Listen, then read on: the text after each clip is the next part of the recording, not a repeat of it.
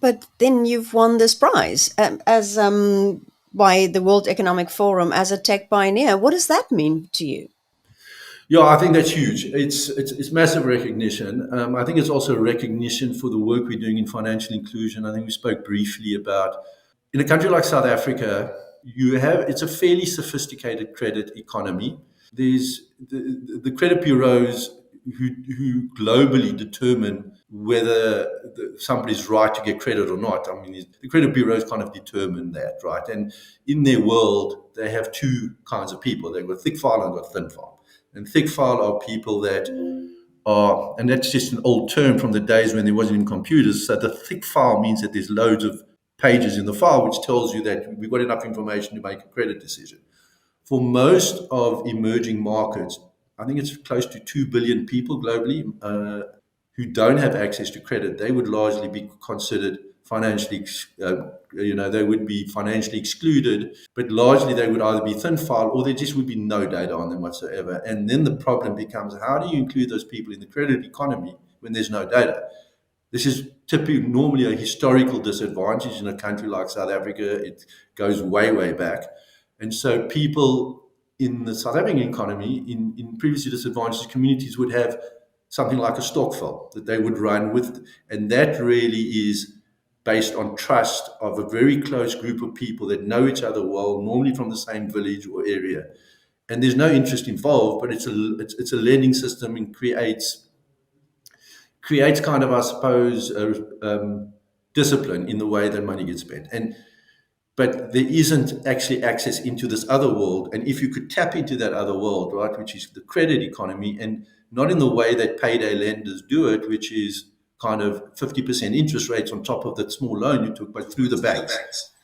Because the banks themselves are the arbiters of, they're heavily regulated, and so the interest rate you're going to get from a bank is going to be a hell of a lot better.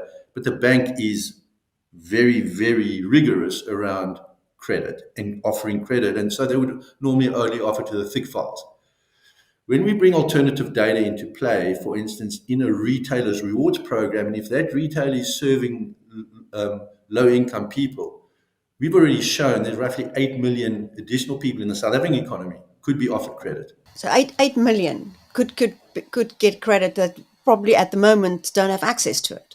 Absolutely nothing. They're out of the game. And now you extrapolate that out into, and South Africa, as I say, is a fairly sophisticated credit economy where a good 30 to 40% of people are kind of credit worthy or thereabouts.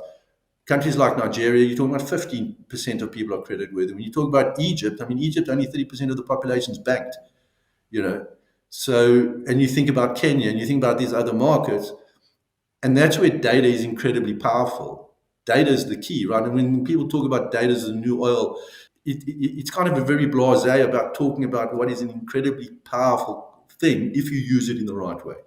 And so that's what we do, is we kind of get businesses with that kind of data to participate, because actually it's worth their while to do it, because they're making good money out of it.